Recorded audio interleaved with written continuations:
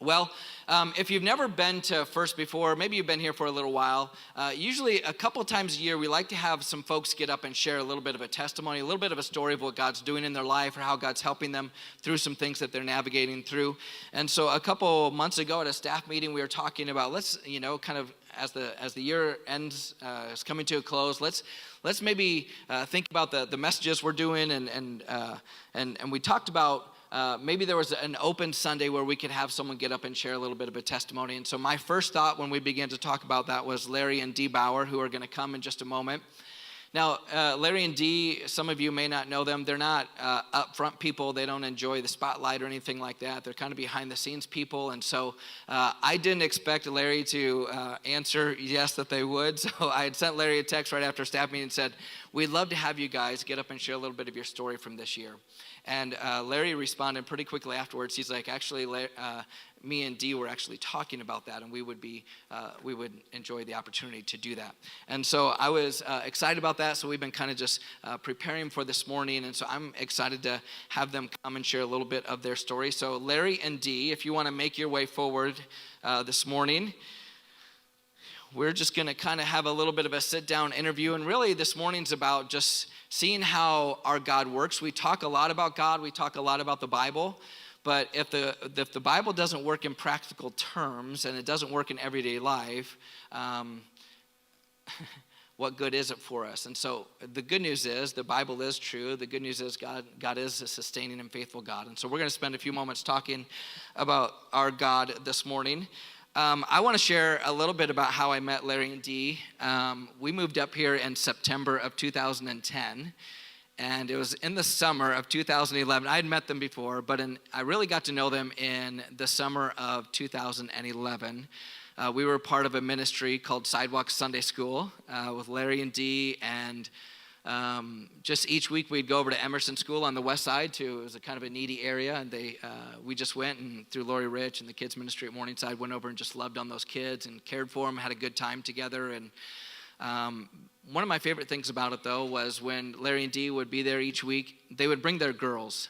And I just so appreciate it. I think one of the best things we can do for our families is to teach them about serving the Lord and getting the opportunity to serve the Lord together. So I always enjoyed seeing you guys with your girls and giving them the opportunity to learn those things at a young age. And so I've just appreciated them. They've been a blessing to Melissa and myself and to our church for a long time.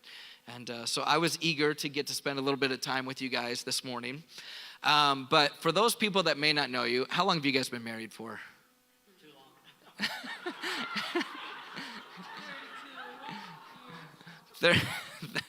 32 years. So when Larry and Dee first came to church, Sunday schools were my favorite time because Larry's a little bit of a devil's advocate, and he always has a little bit extra to add to the conversation. And so anyway, 32 years you guys have been married.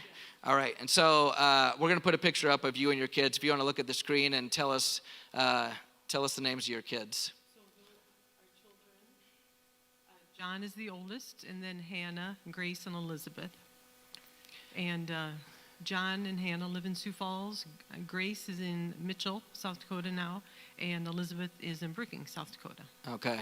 Elizabeth's on the far right with the blonde hair. Grace is next to her. Grace, Larry, Dee, John, and Hannah. And Hannah. All right. If I just interject something, but when Dee was pregnant with Elizabeth, she wanted a large family, and I didn't want kids at all. And she was talking about maybe having a fifth or sixth, and I said, well, I'm praying that if this baby is blonde, blue-eyed, that's it. And there you have it. God answers prayers, and so. I love my kids. Yes, they're great parents. And one of my favorite, even just our favorite Christmas traditions are, here at the church, and your family's one of those families that's just always here, and so we always appreciate that. So one more screen. So you guys have been blessed. You have a couple in-law children now and a couple grandbabies. So in the blue dress on the far left of the screen. So John is married to Kylie, and they have a daughter, and Larry's holding Savannah. Okay. And Justin and Hannah on the other side have a son named Jack, and I'm holding Jack. So, and Jack just turned 1 in September, and Savannah was 1 in May. And yesterday we got to spend Thanksgiving with them, and all of them. And Awesome. so that was great. And those grandkids, of course, if you have grandkids, there's, they're just so much fun. And, Yes. always learning something, and always have, something new going on and doing something new. And so. Yeah. Just a blessing to be involved in their lives for you guys. I know Yeah, you guys and we're glad that we're close to them. Yes. They're both in Sioux Falls, so Yes. so we get to see them pretty regularly. Yes. So one thing, wanted to give you an opportunity, a real quick testimony of how you guys came to know the Lord. So give us kind of the elevator 2-minute, because we want to spend most of the morning talking about other things, but give us a little bit of how did you come to know the Lord? Dee, you can go first. How did you come to faith in Jesus? So I grew up in a religious home. We went to church every Sunday and went to private schools, and pretty much all the friends that I knew, went to the same church and the same schools, and it was more religious. It wasn't, a relationship with God, as I came to know. I remember coming home from in high school, listening to, I'd hear Billy Graham on the radio late at night. This is like midnight, 1 o'clock in the morning after activities or whatever. And, listening to Billy Graham, but, not really understanding a whole lot. And then it was like, and I've heard this term since I've come to know Christ, I had a God-sized hole in my heart. And, even though I, did these religious things and went to religious schools, and even in high school, we had a priest that talked about the Bible. We went through the Bible a little bit, and not really understanding, or, still not a relationship with God.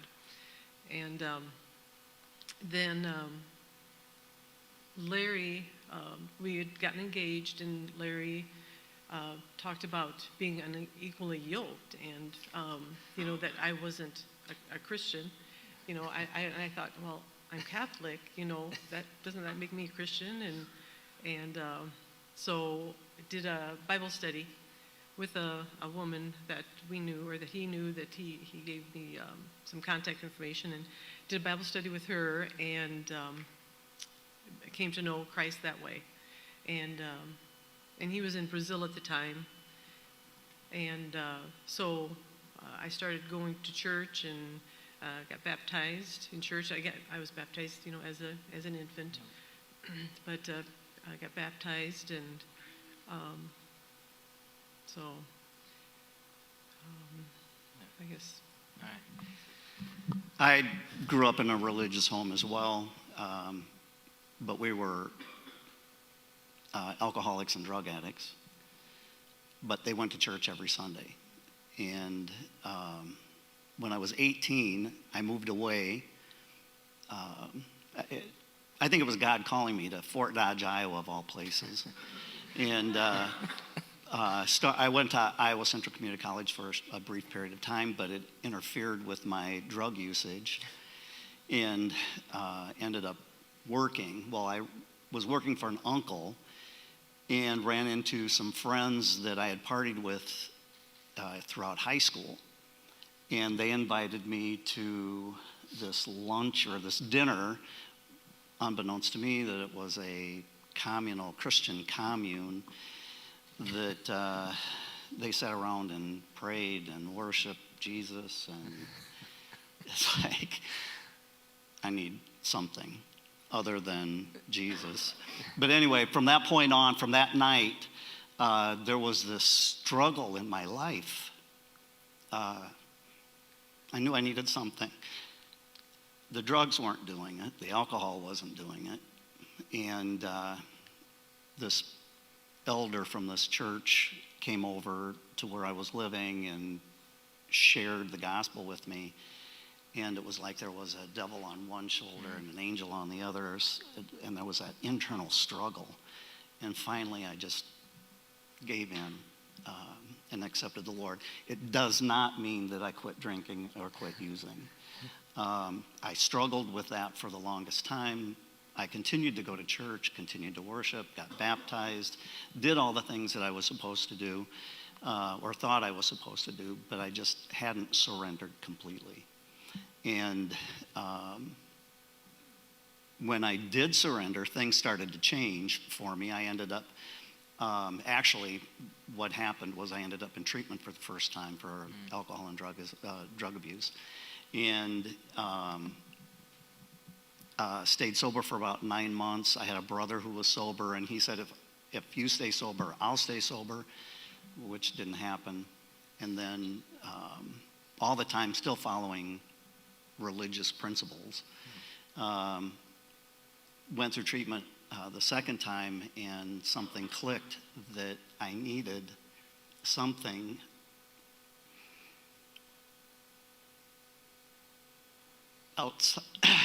outside of myself that I couldn't do it on my own. I'm a control freak, and I just couldn't do it on my own. Yeah. Well, from one thing led to another, and the church that I had attended, the leadership was very strict, very strict. I mean, and I moved to Brazil to work for this company that I'm currently working for. And I wrote one of the leaders and said, I met this woman and we're getting married. She's not a believer. Well, he immediately wrote back and said, if she's not a Christian, you're unequally yoked, and you shouldn't get married. Well, then I wrote Dee and said, hey, this is the deal. Dennis is saying we shouldn't get married because you're not a Christian. And then some friends of mine, I directed her towards them, and she went through, I think, the Timothy Project or something like that, and ended up accepting the Lord. And she has become a Proverbs 31 woman, a Proverbs 30 woman. I mean, she's unbelievable. But you said something about not wanting, I occasionally I like the spotlight on me, you know, if I draw it to myself, but on things like this, I have a hard time with. Yeah. But anyway. Yeah, so you guys have been faithful, you know, been serving the Lord for a long time, you know, kids, all these things now. I remember earlier, I think it was in June, we were having the conversation. I'm sure you guys had the date on a calendar by now. So I think you guys were at church that morning in Sunday school. Yeah. And I remember asking you, hey, is everything okay with your house? Are you guys in trouble? So we all know what happened back in June with the floods. And so there was some concern about what was going to happen out where you guys live. And so I reached out, you know, and at that point in time, everything seems okay. Everything's going to be good. Then they changed the levy, all that sort of stuff. So you guys leave church. So tell us a little bit about where were you and what were you doing when you heard, like, it's time to go? Well, it was a beautiful Sunday afternoon. I mean, it was sunny, and we were out. We were outside. Out on the patio.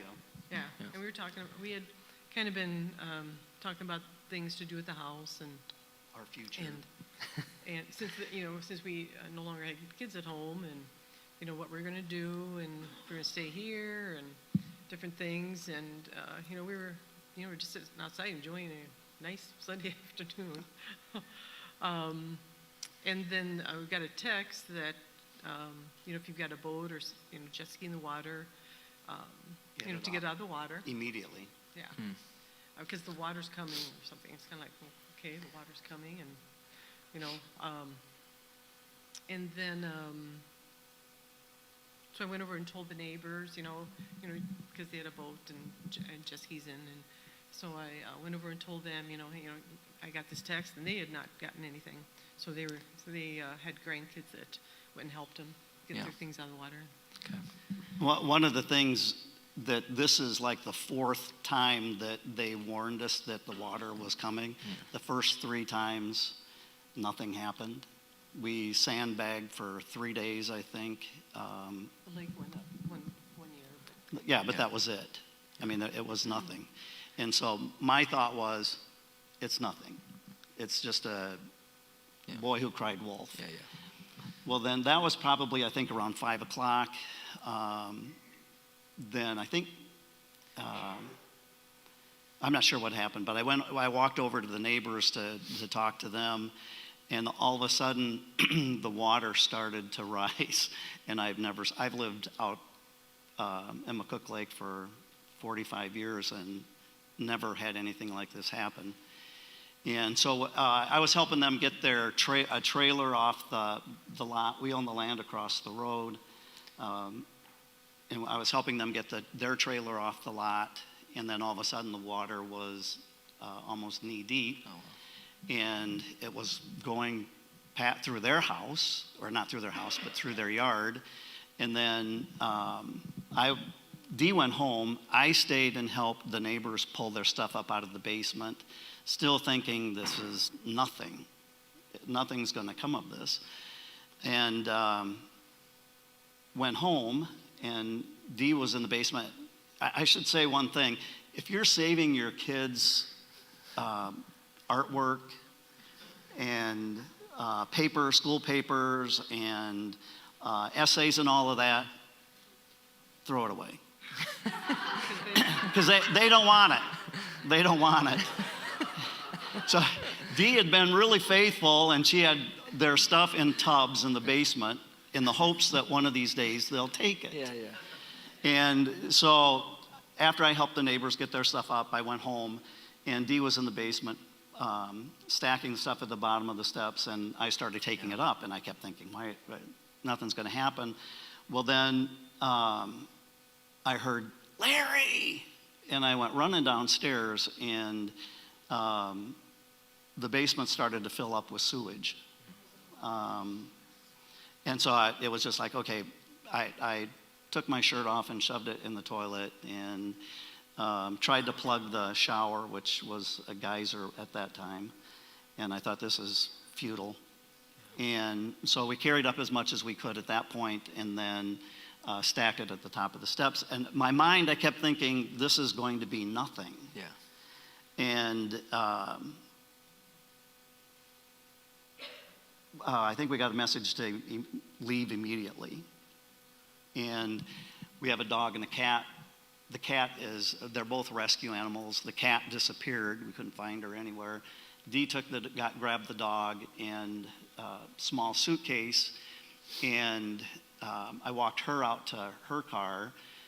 And by that time, I think the water was about, we had to walk through about a foot of water to get to her vehicle. And then went back and grabbed an extra pair of jeans and some clothes for myself. Once again, thinking this is nothing. And by that time, Dee was pretty traumatized by what was happening, and I was, I don't know, in my own world, I guess, thinking this is nothing. This is nothing. Big deal. And an officer or a sheriff walked by or drove by and said, "You're not going to make it out." And my first thought was, you don't know my God. So Dee said, I'm afraid to go first. So she followed me out. We made it out. We ended up staying over at Kylie's, or I stayed over the first night at Kylie's parents'. And Dee actually, Kylie's grandmother lives with her parents, and they're invalid. She's an invalid. And she did not want to stay in the house because of the flood. So they went to a hotel, and Dee helped Janet with Mary. And then I stayed there. Well, then the next night we stayed at both at the hotel, and then ended up for 2 weeks over at Kylie's. During this whole time, we weren't allowed basically to go back to the house. We weren't supposed to. Well, my neighbor still had a pontoon in, and I heard that on the second day he had snuck in, got onto the pontoon, and went and rescued some stuff out of their house. So I called him and said, hey, if you're going to go again, give me a call. I'll meet you. So the second day, or the third day, I went and was amazed at the damage that had happened. The northwest corner, the northeast corner of the house, of the basement had caved in, and the south wall of the house blew out. And everything that Dee has been sorting and saving for the last 20-some years, 30-some years, was no longer there. All of the furniture was piled in the middle of the room. The beds were pushed away. Still couldn't find the cat. There was 8 to 12 inches of mud on the floor in the basement. The water had come into the kitchen through the side door, but our bedroom and our living room were dry. The third day, or the fourth day, the second day that I was going to sneak back in, it really hit me that it's gone. And then the fourth day we got caught, and the police told that if we didn't get off the lake, we were going to jail. And it's like, okay, well, we thought maybe we could go all the way around and come back, but that didn't work. So Larry spent a few days in jail. No. I'm just kidding. No, but it probably wasn't for another 2 weeks before we could actually get in. Yeah. And by that time, the mold in the basement was climbing up the wall. The mold in the entryway, which was probably the hottest room in the house, the mold was almost to the ceiling. There was no ventilation, no nothing. Yeah. And but we were able to save our living room and bedroom. The kitchen, we saved our dishes and some other stuff, but then again, a lot of the stuff the kids didn't want, so Yeah. I threw away and Dee dug it out. So Dee, you guys, Larry's gone back a couple times, probably before you even got to go. So how long was it before you got to go back? Well, I'm not sure because that following weekend I worked. Okay. So the kids came down and helped get things out of the house. So it was probably the following week.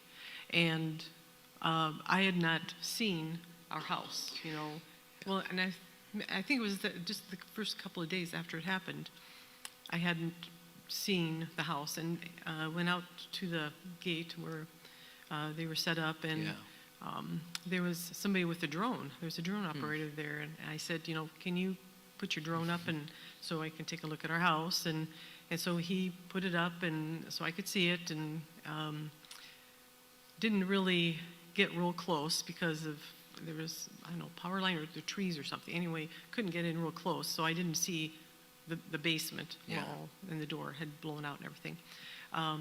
But I knew it was standing, and just it seemed like all that afternoon or evening, it just happened so fast. I saw the water just come from the interstate, and then it went down almost. There's a bike path. There was a bike path across the road.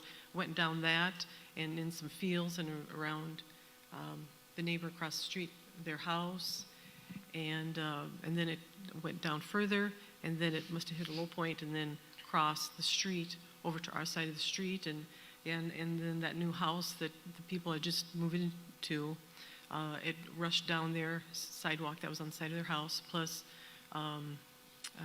Kathy, one of the neighbors, she had a gazebo and retaining wall, and just kind of went down there, and we were out there, sandbagging, trying to sandbag, and I think back to that, it's kind of what we think we're going to do with some sandbags, Yeah.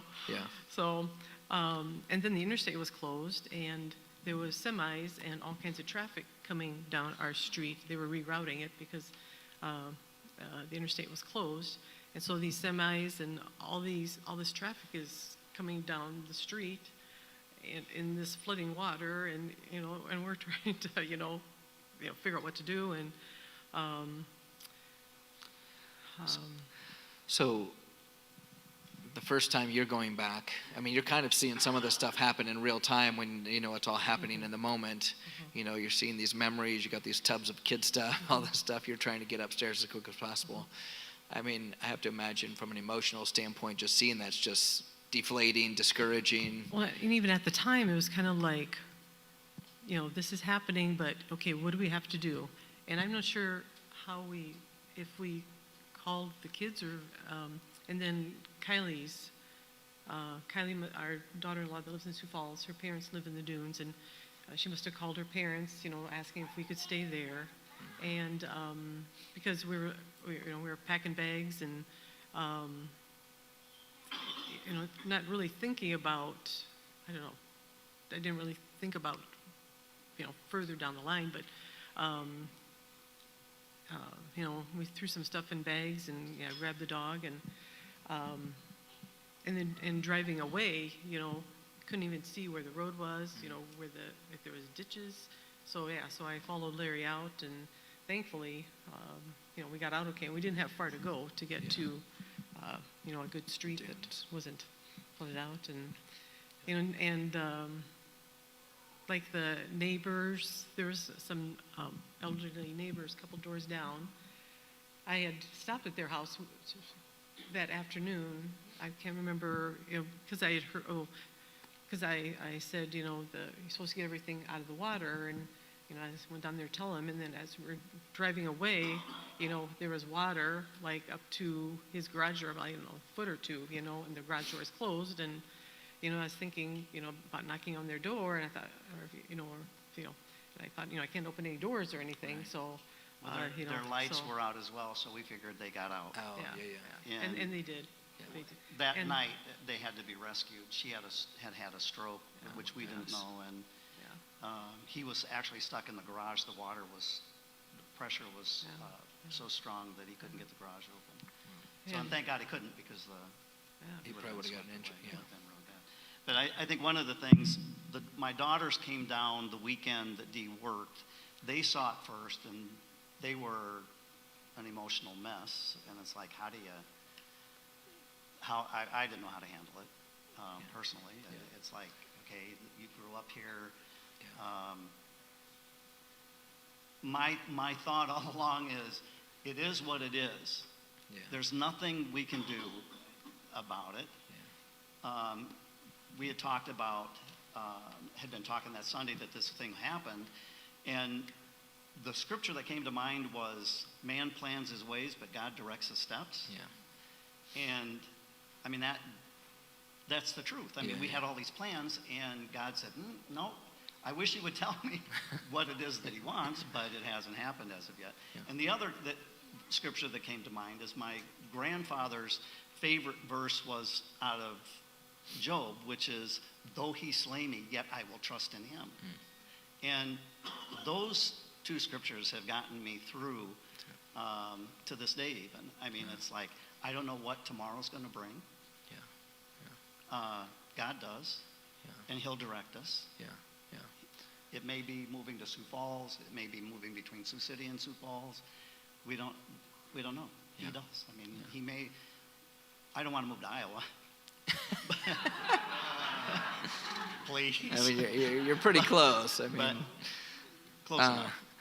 So, the other big part of that was, and then we'll kind of get into some of the spiritual aspects of your thought process is, FEMA's there.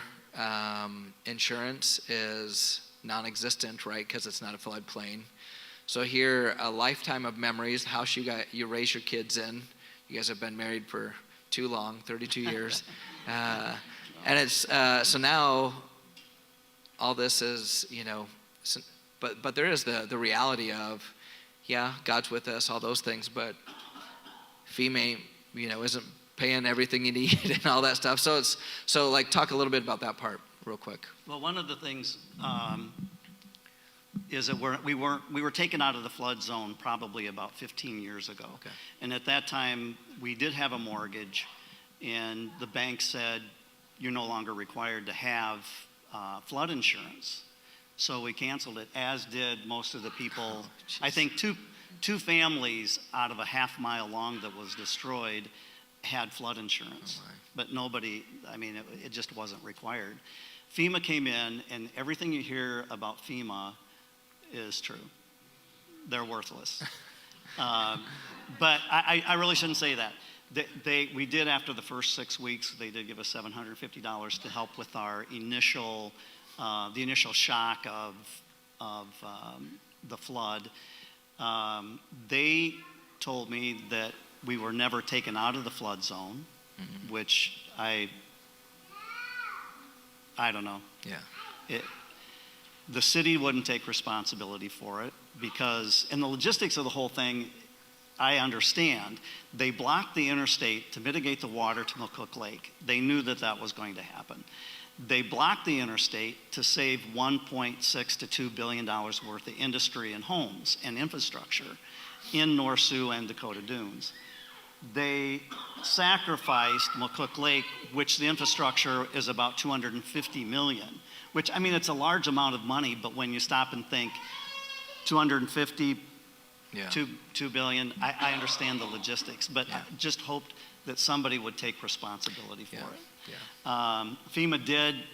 Eventually, you have to jump through hoops and write out your life history, and they determine what your house is worth. Okay. And what your property is worth. And if your house is safe to live in, if it's salvageable. Our house was condemned, but livable. Okay. Which I don't understand. I think I had FEMA in there 3 times and said, did you look back here? Did you see that the corners have been? Yeah. And it was the same thing. We actually received about 5% of what the house was worth. Okay. And we received $2,800 for all the clothes, furniture, mementos, stove, refrigerator, dishwasher, Yeah. washer, dryer, all the mechanics of the whole thing. And I mean, it is what it is. Yeah, it's It's essentially a better than total nothing. loss financially. Right. Yeah. And we had just paid off. We did the Dave Ramsey Financial Freedom. I don't know when it was. I mean, it was a long time ago. Oh, yeah. We had just paid off. We were debt free and excited about it. No mortgage. We were debt free. And again, Yeah. we planned our steps, and God directs. And so then now you've been living in an apartment. Living in an apartment. Yeah. Okay. I mean, there was, And it's like living in a hotel, actually. I'm not a apartment liver. and there were a lot of blessings along the way. Initially, we had some friends show up at the hotel when we were staying there. There's like probably the second or third day, some friends showed up, and asked how we were doing and everything, and I called people, and people called us, and we had a lot of prayer support, and like I said, people showing up, and then and after we moved back to the dunes, we stayed there 4 weeks, and and they let us stay there. I mean, they have a house. Well, she was taking care of her mother who was bedridden, and they had a busy household. They still had some younger adult children still at home, and they took us in and fed us. And some days we would go to the house and get stuff out of there, or just different things. There would be like when we weren't allowed in, we were just like probably I felt beaten down, at times. Yeah. And they were there. They cooked meals for us. They were very gracious about just letting us land there in their house for a couple of weeks, and didn't really expect anything of us. And we were living out of garbage bags for a while, and then tubs, and and then our daughter found this apartment. Kind of sound like by accident, and because there was only 3 or 4 open apartments, and there's usually a waiting list of apartments, and the 3 to 4 apartments that were empty we were us, and then 3 other families that were Well, they were impacted actually by the flood. the apartments were spoken for, and we were on second from on the list. If one guy pulled out, then we would get the apartment. And actually it was that afternoon. He had to respond by 5 o'clock, and then we got the apartment. Well, he didn't respond. And over the weekend, she said, if you want it, it'll be open July something or other. But I think one of the things, I have a hard time accepting help. And I don't know if it's because of my way I was raised, drug addiction, or I see the needs of other people. Yeah. We are fortunate. There were families out there that lost everything. I mean, Dee had mentioned something, a couple houses down. Some people had just built a home, just moved in 2.5 months prior, and they lost, their house is literally in the middle of the lake. The foundation, everything just slid in. A young couple, a quarter of a mile away, they were actually not at home at the time.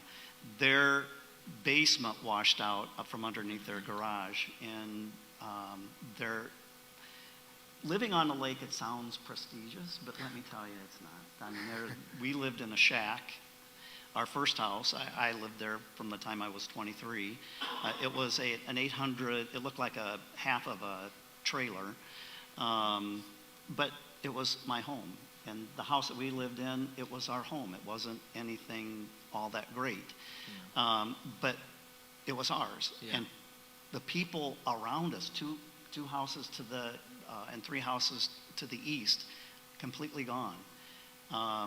There were 20 homes along North Shore Drive out at the lake that have been, are going to be demolished because they're not livable.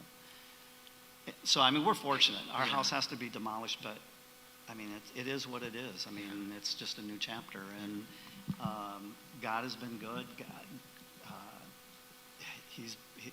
the church family, I mean, that was one of my hardest things was to accept your love, your kindness, and your giving. It was the absolute hardest thing in the world. You guys stepped up, and we appreciate it. We love it. I know Dee spent a lot of time sending out thank you cards, and I don't know whether everybody got one. But we appreciate everything, your prayers and your support that you've given us. Even to this day, the cards and the meals have been greatly appreciated. Yeah, we received cash as well, so we didn't know, who the cash was all from. So, we appreciated all of it, and anonymous gifts and just, and other gifts. And when we moved into our apartment, gift card to the grocery store, and people brought food and things, and so we've been blessed, and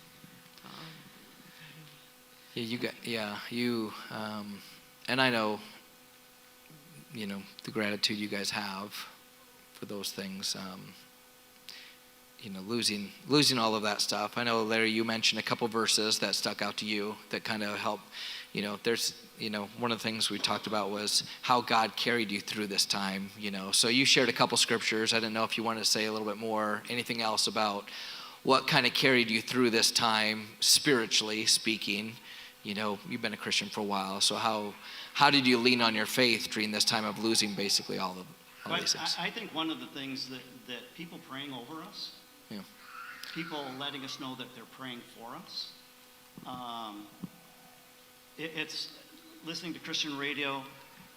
When Tom Jacobs was here a couple weeks ago, listening to him and basically him saying the same thing as far as man plans his ways, but God directs his steps. The scriptures that I continue to hear supported those things, and they were uplifting. And I don't necessarily think about the house. And, I mean, I think about what I think about is I need to go get the tools out of the garage. and that's about basically all that's left that's Yeah. salvageable. Yeah. And then to find a home, because I hate living in an apartment. If you want, no, I won't give the dog away. All right, Dee, what about you? What were some things spiritually that kind of helped carry you through? Well, I guess not so much initially, but and even at the time, I just had this thought: God, why is this happening? And then afterwards, God, why did you let this happen? Why, you allowed it, And then and since then, and reading in Job and how God allowed things to happen to Job, but Satan couldn't, kill him. Yeah. And so the things that Job endured by Satan, they passed through God's hands. They were, acknowledged by God. They were allowed by God. And, that's kind of what makes me, okay, God, it passed through your hands. There's a reason. Yeah.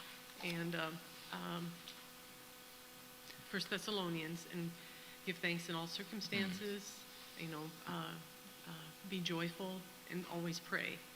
And no matter what, thank God for, whatever it is.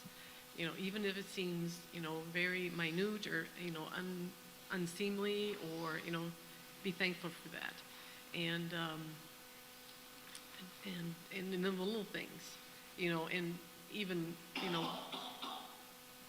sometimes it feels like we don't have a lot, but it's like, sometimes, I think about our, stuff versus, and surroundings versus, what we really have, church family, friends, family, our kids, grandkids. I mean,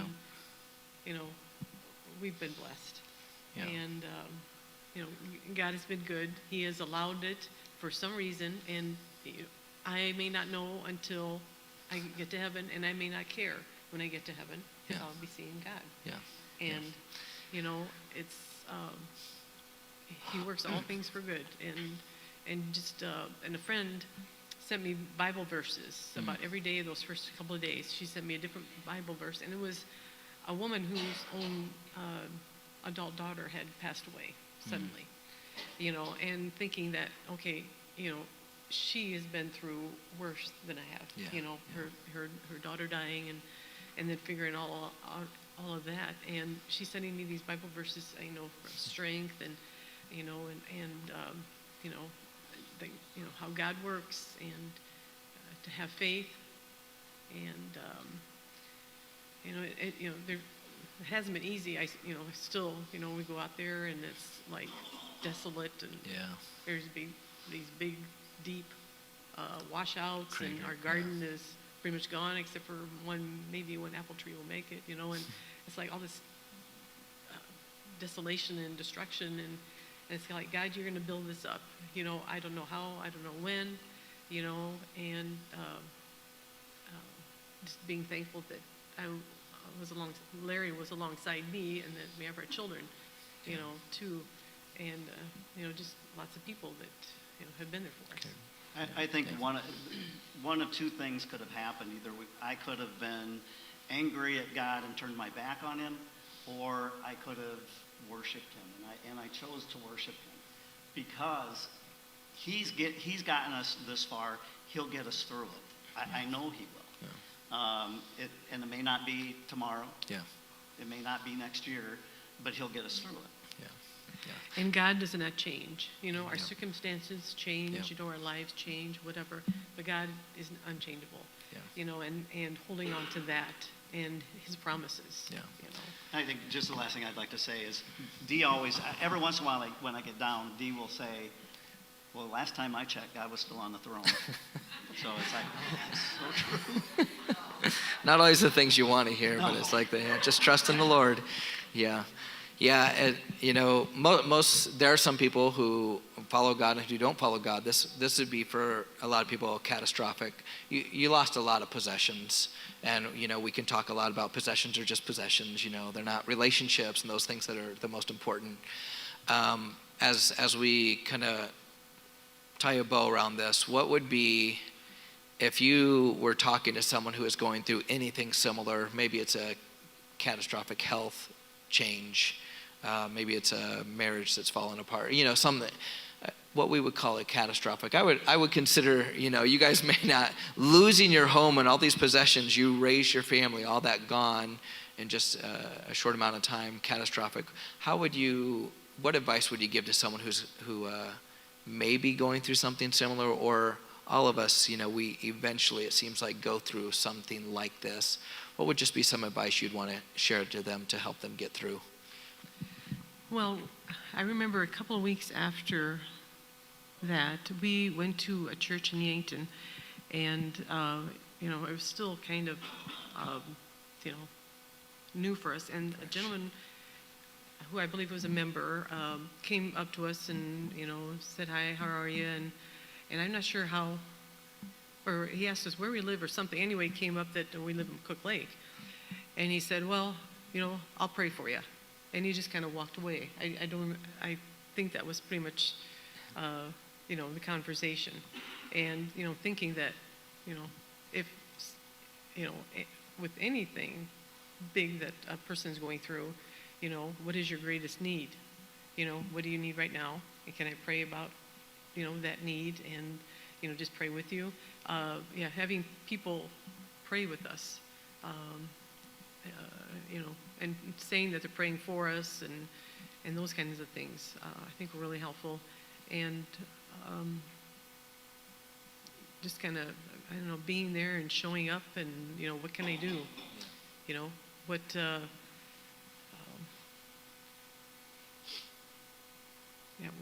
what can I do? And I think the biggest thing for me is breathe. It's something happens and it's all of a sudden like, what do I do? And the first thing is to breathe, and then to pray, and to trust, and reach out to people. That's one of the things that I've had the hardest time with, is letting somebody know just exactly what I'm going through, because I don't want you to know that I'm scared. I don't want you to know that I'm frozen in fear. But the thing is when I allow you to know those parts of me, you have something to pray for or pray about. You can pray over me. You can pray over us. And it goes back to putting God back on the throne. He's there. He knows what he's doing. I've had friends say, one, I'm naive, which is fine. But the other is why would God allow something like this? But the scriptures never say that God is the God of this universe, or this world. It specifically says, I believe in Daniel, that the devil is the God of this world. Am I wrong? Well, we won't get into a theological debate, but his presence is very strong on this earth. Yeah. And I have to continue to trust in God. Yeah. That he's going to get me through this. It's like, was it Daniel that said something about, why did it take you so long? And Michael the Archangel was saying, well, I was battling the demons. So that's how I kind of look at it, is you'll get through it. Yeah. Breathe, trust God, you'll get through it. Yeah. His answer may not be what you want. Yeah. Yeah. But believe that he's present. He's present in your life. Yeah. There's just a spiritual war over our lives every day. Right. And there's a real enemy who wants to take us out, take us down. And so it's important that we have, faithful Christians like you guys and others who can stand the test of time, who can stand the test of destruction and hard things happening in your lives. And so it's been, I know Melissa and I, we, tried to check in as often as we could and remembered. And, you never feel like, on the other end, you never feel like you're doing enough for people either. But it's like, we always appreciated just your guys' gracious responses, or just your perspective on it, because some people wouldn't have had the same perspective of you that you guys had, and I do believe part of that is just because over time you've trained yourself to love the Lord and follow the Lord and all those things, and so God carries us in those moments. So before you guys sit down, let's just take a moment, and I didn't I just wanted to say a quick prayer over them as they just continue to navigate what life looks like moving forward, and house and future and all that stuff. So let's just, if you would, just in your seat, let's just, if you feel like it, stretch your hand forward. But let's just pray for Larry and Dee this morning. Lord, we thank you for Larry and Dee. We thank you for, Lord, for saving them. We thank you for hearing their faith story this morning, a little bit about how you brought them to you, how you brought them to one another. And Lord, I thank you for 32 years of marriage, their 4 kids, Lord, now their son and daughter-in-laws and their grandkids, God. You've blessed them way more than they probably even imagined. And Lord, we thank you for just sustaining them during this time.